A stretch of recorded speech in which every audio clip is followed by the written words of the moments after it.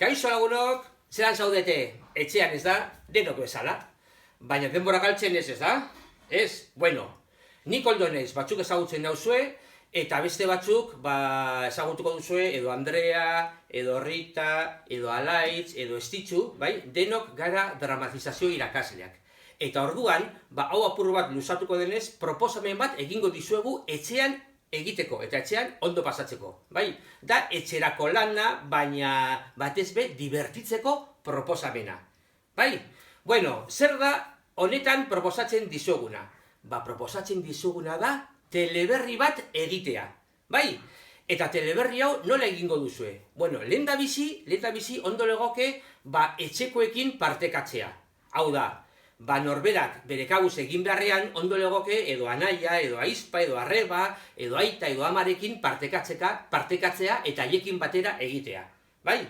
Baita etxeko panpin batzuk hartu dituzue eta hoiekin antolatu teleberri. Guk adibide bat egingo dugu, baina bueno, adibide hau bezala beste hainbat egon daitezke. Bai? Ados gaude? Ontsi ikusiko duzue.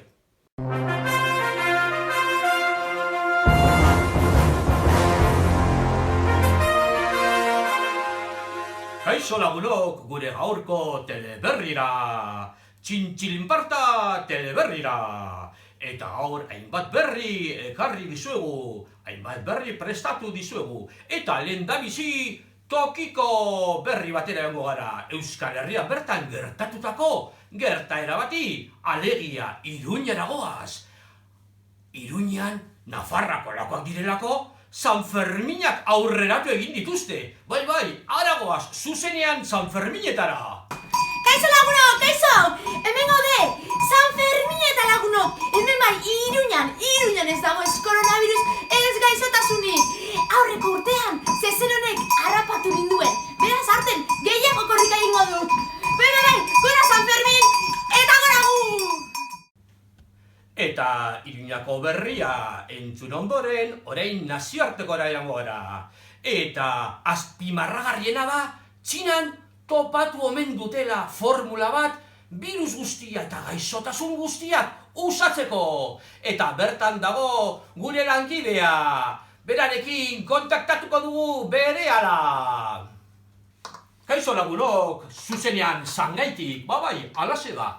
Hori da hemen entzuten dena leku guztietan. Txinatarrek txerto bat topatu dutela gaixotasun guztiak osatzeko. Eta horretarako galdetegi bat egingo diogu, elkarrizketa bat egingo diogu bertoko zientzialari bati. Egia da zuek topatu duzuela txerto bat gaixotasun guztiak osatzeko?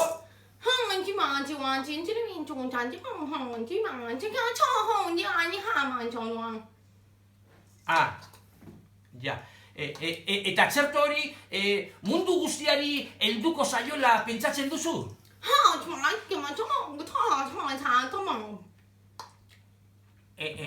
Parkatu, itzulgailu automatiko hori emango diot, Baina zer ez duzu lertu? Hemen mundu guztiak aloz asko jame aldu. Eta eskuak ondo galbitu? Hori da, hemendik, bertatik, Zangaitik jaso dugun azkenengo berria. Eskerrik asko eta konexioa bueltatzen dugu. Eta orain kiroletarako garaia da, bai, eta zuzenean Lezamara joango gara, bertan atletik entrenatzen dagoelako. Parkatu, esaten dugute, atletik ez dagoela entrenatzen, baina Euskal Herriko txirrindularitza txapelketara joango gara. Bertan korrikalari guztiak daudelako, txirrindulari guztiak daudelako, eta zuzenean hor dago gure kazetaria. Berarekin kontaktatuko dugu. Berehala, Jose Mari, ezaiguzu, zer gertatzen ari da Euskal Herriko itzulian?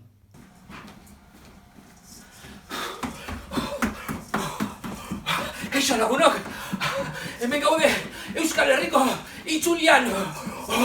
Hene bada, urkiolana igotzen. Baina, eta hemen, jope, zerauko abiadura daramaten, hemen daukagu, Ainoa Zarrabitia gure ondoan, eta elkarrizketa bat egin nahiko genioke. Ainoa, zelan darapazu itzulia? Ondo, oso itzuli sutsua gogorra. Harrigarria. Aizu, astiroago ezin zarete joan! Ez, zer dinozu, astiroago. Ez, guk dena eman behar dugu hemen. Aizu, nire soldatan hau ez dago sartuta plusago, baina...